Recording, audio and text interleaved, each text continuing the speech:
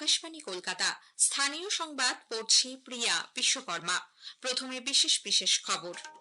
নদিয়ার কালীগঞ্জ বিধানসভা কেন্দ্রের উপনির্বাচনে আগামীকাল ভোট গণনা করা হবে। রাজ্যের পুর ও নগরোন্নয়ন মন্ত্রী ফেরহাদ হাকিম আজ হুগলির খানাকুল ও সংলগ্ন জলমগ্ন এলাকাগুলির পরিস্থিতি সরেজমিনে খতিয়ে দেখেছেন। ডিভিসি দুর্গাপুর ব্যারেজ থেকে জল ছাড়ার পরিমাণ আরো কমিয়েছে। পশ্চিম মেদিনীপুরের ঘাটালে বন্যা পরিস্থিতির উন্নতি হয়েছে। দক্ষিণ পশ্চিম মৌসুমী বায়ুর প্রভাবে আগামী 2-3 দিন রাজ্যের প্রায় সব জেলাতেই বিক্ষিপ্তভাবে বৃষ্টির পূর্বাভাস দিয়েছে আবহাওয়া দপ্তর। পূর্ব বর্ধমানে বজ্রাঘাতে 3 জনের মৃত্যু। কেন্দ্রীয় কয়লা মন্ত্রী জি কিষাণ রেড্ডি দেশের সার্বিক উন্নয়নে কয়লা উৎপাদন বৃদ্ধির ওপর জোর দিয়েছেন। Kolkata premier division football league আগামী বুধবার শুরু হবে। আসছে বিস্তারিত খবরে। নদিয়ার কালীগঞ্জ বিধানসভা কেন্দ্রে উপনির্বাচনে আগামীকাল ভোট গণনা। পানিঘাটা উচ্চ বিদ্যালয়ে সকাল 8টা থেকে গণনা শুরু হবে। জেলাশাসক এস অরুণ প্রসাদ আজ এক সাংবাদিক সম্মেলনে জানান, 2টি হলে মোট 14টি ইভিএম ও 2টি ব্যালট গণনার টেবিল থাকছে।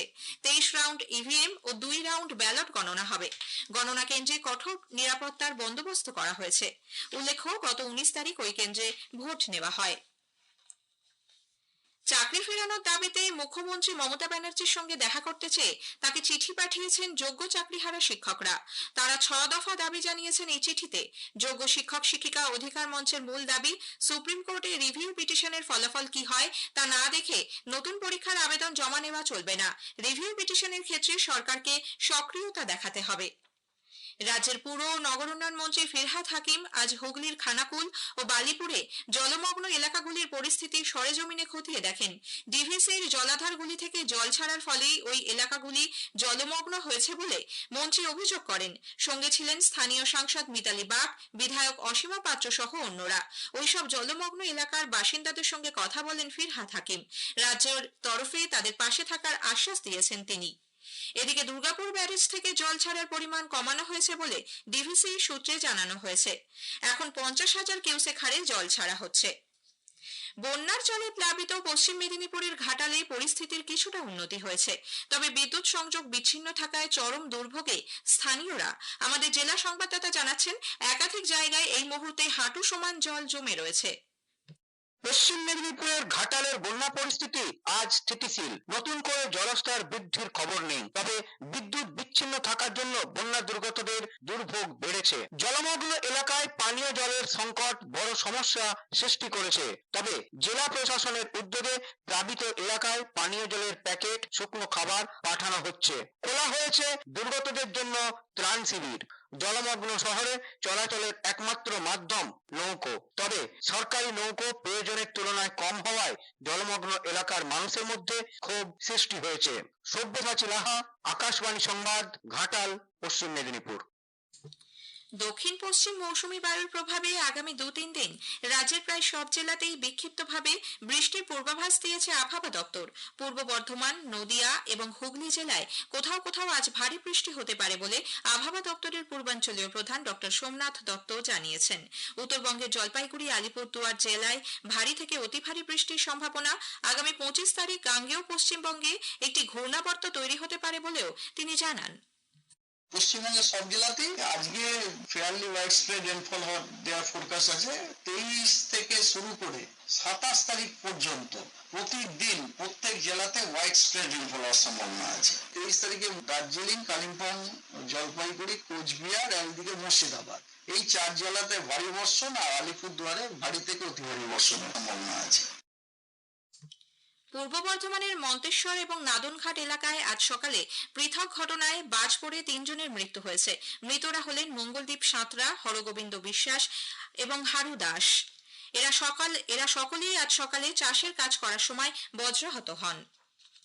পুরুলিয়ার রঘুনাথপুরে বিষধর সাপের কামড়ে মৃত্যু হয়েছে সোমা গড়াই নামে এক তরুণী গৃহবধূর। পুলিশ সূত্রে জানা গেছে, মৃতার বাড়ি রঘুনাথপুর পুরসভার 1 নম্বর ওয়ার্ডে। মৃতার পরিবার সূত্রে জানা গেছে, গতরাতে তাকে সাপে কামড়ালে রঘুনাথপুর সুপার স্পেশালিটি হাসপাতালে নিয়ে যাওয়া হয়। সেখানেই তার মৃত্যু হয়। সেবা সুশাসন এবং গরিব কল্যাণের নীতিতে পরিচালিত ভারত এক দশক ধরে অসাধারণ রূপান্তরের মধ্যে দিয়ে চলেছে। আকাশবাণী সংবাদ গত 11 বছরে গুরুত্বপূর্ণ ক্ষেত্রগুলিতে সরকারের প্রচেষ্টার উপর একটি বিশেষ প্রতিবেদন আপনাদের সামনে তুলে ধরেছে। আজ আমরা ভারতের জ্বালানি বিপ্লবের উপর আলোকপাত করব। সাহসী সংস্কার, রেকর্ড শক্তি সংযোজন এবং পরিচ্ছন্ন, নির্ভরযোগ্য ও অন্তর্ভুক্তিমূলক বিদ্যুতের জন্য একটি জোরালো প্রচেষ্টার দশক। আমাদের প্রতিনিধি কাশফিন নাহারের একটি প্রতিবেদন। গত এক দশক ধরে ভারতের বিদ্যুৎ খাতের ব্যাপক উন্নতি ঘটেছে, যার পেছনে রয়েছে ক্রমবর্ধমান চাহিদা, পরিকাঠামোগত উন্নয়ন এবং প্রচলিত ও পুনর্নবীকরণযোগ্য উভয় শক্তির উৎসের জন্য শক্তিশালী নীতিগত সহায়তা। 2025 সালের জুন পর্যন্ত দেশের মোট স্থাপিত বিদ্যুৎ ক্ষমতা 476 গিগাওয়াটে পৌঁছেছে, যার প্রায় অর্ধেকই জীবাশ্ম চালিত জ্বালানি উৎস থেকে এসেছে। 2018 সালের এপ্রিলের মধ্যে দেশটি 100% গ্রামীণ বিদ্যুতায়ন অর্জন করেছে এবং তখন থেকে 2,08,00,000-এরও বেশি পরিবারকে পাওয়ার গ্রিডের সাথে সংযুক্ত করা সম্ভব হয়েছে। বিদ্যুৎ ঘাটতি অবিশ্বাস্য রকম ভাবে কমেছে, অন্যদিকে মাথাপিছু বিদ্যুতের ব্যবহার 45% বৃদ্ধি পেয়েছে। প্রধানমন্ত্রী সূর্য ঘর যোজনা দেশ জুড়ে ঘর বাড়িকে আলোকিত করে তুলেছে। অন্যদিকে প্রধানমন্ত্রী কুসুম প্রকল্প সৌরশক্তি চালিত সেচের মাধ্যমে কৃষকদের ক্ষমতায়ন করছে। বায়ু শক্তি খাত দ্বিগুণেরও বেশি বৃদ্ধি পেয়েছে এবং জলবিদ্যুৎ, জৈব বস্তুপুঞ্জ এবং পারমাণবিক শক্তির সক্ষমতা ক্রমাগত বৃদ্ধি পাচ্ছে। একই সাথে ভারতের কয়লা খাতকে স্বনির্ভরতা এবং দীর্ঘস্থায়ী করে তোলার লক্ষ্যে তার আধুনিকীকরণ করা হয়েছে। রেকর্ড উৎপাদন স্তর অর্জন করেছে কয়লা খাত এবং আমদানি নির্ভরতা উল্লেখযোগ্যভাবে হ্রাস পেয়েছে। জাতীয় সবুজ হাইড্রোজেন মিশন থেকে শুরু করে আন্তর্জাতিক সৌর জোট পর্যন্ত ভারত কেবল তার জ্বালানি চাহিদাই পূরণ করছে না, এটি একটি পরিষ্কার সবুজ ভবিষ্যতের দিকেও নেতৃত্ব দিচ্ছে। ডিভিসির চেয়ারম্যান এস সুরেশ কুমার বলেন, প্রধানমন্ত্রীর স্বপ্নের প্রকল্প one sun, one earth and one grid, যার মাধ্যমে পৃথিবীর সমস্ত দেশ একসঙ্গে জুড়তে চলেছে। One sun, one earth, one grid, এটাতে যেটা সম্ভব হতে পারে সেটা হচ্ছে যে আমাদের বিভিন্ন দেশগুলোকে কানেক্ট করার একটা ব্যবস্থা করা হচ্ছে। এটা প্রধানমন্ত্রীর একটা ভিশন। তাতে দূরবর্তী যে যেমন জায়গাগুলো থেকে তারা যখন সূর্য সময় পায়, আমরা রাতে যদি আমরা টিকে থাকি, সেখান থেকে আমরা ওই ইম্পোর্ট করে আমাদের ব্যবস্থা করে নিতে পারবো। সেভাবে ভাইস ভার্সাও হতে পারে। আমাদের যে ট্রান্সমিশন নেটওয়ার্কই হোক, জেনারেশনের ক্যাপাসিটি হোক, এসবগুলো অনেক গুণ বেশি বেড়েছে। কেন্দ্রীয় স্থানীয় সংবাদ শুনছেন আকাশবাণী কলকাতা কেন্দ্র থেকে। আমাদের সংবাদ শোনা যাচ্ছে ইউটিউব চ্যানেল আকাশবাণী সংবাদ বাংলা, ফেসবুক ও ইনস্টাগ্রাম আকাশবাণী সংবাদ কলকাতা এবং এক্স হ্যান্ডেল AIR নিউজ কলকাতাতে। কেন্দ্রীয় কয়লা মন্ত্রী জি কিষাণ রেড্ডি দেশের সার্বিক উন্নয়নে কয়লা উৎপাদন বৃদ্ধির উপর জোর দিয়েছেন। গতকাল তিনি পশ্চিম বর্ধমানে বিভিন্ন খনি পরিদর্শনের পর ECL এর আধিকারিক ও শ্রমিকদের সঙ্গে বৈঠক শেষে এই কথা বলেন। সাংবাদিকদের সঙ্গে কথা প্রসঙ্গে তিনি বলেন, বিদ্যুৎ উৎপাদন ছাড়াও শিল্প সহ বহু কাজে কয়লার ব্যবহার বাড়ছে। এছাড়া খনি এলাকার মানুষের উন্নয়ন ও কর্মসংস্থানের ক্ষেত্রেও এর ভূমিকা রয়েছে বলে তিনি অভিমত প্রকাশ করেন। সফরকালে কয়েকটি কেন্দ্রীয় ট্রেড ইউনিয়নের পক্ষ থেকে মন্ত্রীর কাছে খনি বেসরকারীকরণ বন্ধ, ঠিকা শ্রমিকদের নিয়মমাফিক বেতন সহ বেশ কয়েক দফা দাবি পেশ করা হয়। উত্তর 24 পরগনার গাইঘাটায় বিজেপি আজ তিরঙ্গা যাত্রা করে।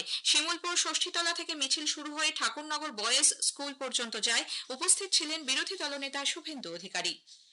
রক্ষণাবেক্ষণের কাজের জন্য দক্ষিণ পূর্ব রেলের আদ্রা ডিভিশনে আগামীকাল থেকে রবিবার পর্যন্ত সপ্তাহব্যাপী একাধিক ট্রেন বাতিল ও নিয়ন্ত্রণ করা হবে। আদ্রা আসানসোল আদ্রা মেমো প্যাসেঞ্জার 23, 24, 26 ও 28 জুন বাতিল থাকবে। ঝাড়গ্রাম ধানবাদ ঝাড়গ্রাম মেমো এক্সপ্রেস 23 ও 25 তারিখ বাতিল থাকছে। এছাড়াও টাটানগর আসানসোল বারাভূম প্যাসেঞ্জার 24 ও 28 তারিখে আদ্রা স্টেশনে যাত্রা শুরু ও শেষ করবে। মুর্শিদাবাদের কান্দির গোকর্ণে দাঁড়িয়ে থাকা ডাম্পারে পুণ্যার্থী বোঝাই একটি ট্রেকারের ধাক্কায় নিহত হয়েছেন 4 মহিলা সহ মোট 5 জন, জখম হয়েছেন আরো 6 জন। মুর্শিদাবাদের হরিহরপাড়ার রুকুনপুর, বিশারদগঞ্জ প্রভৃতি এলাকার পুণ্যার্থীরা একটি ট্রেকারে করে বীরভূমের আমোদপুরে পুণ্য স্নান করতে গিয়েছিলেন। আজ ভোরে বাড়ি ফেরার সময় এই দুর্ঘটনা ঘটে। Kolkata premier division football league আগামী বুধবার শুরু হবে। কিংবদন্তি ফুটবলার ও প্রশিক্ষক প্রয়াত PK ব্যানার্জির নামে এবারের প্রিমিয়ার লিগ উৎসর্গ করার সিদ্ধান্ত নিয়েছে IFA। আগামীকাল তার 89তম জন্মদিনে আনুষ্ঠানিকভাবে IFA এর পক্ষ থেকে একথা ঘোষণা করা হবে।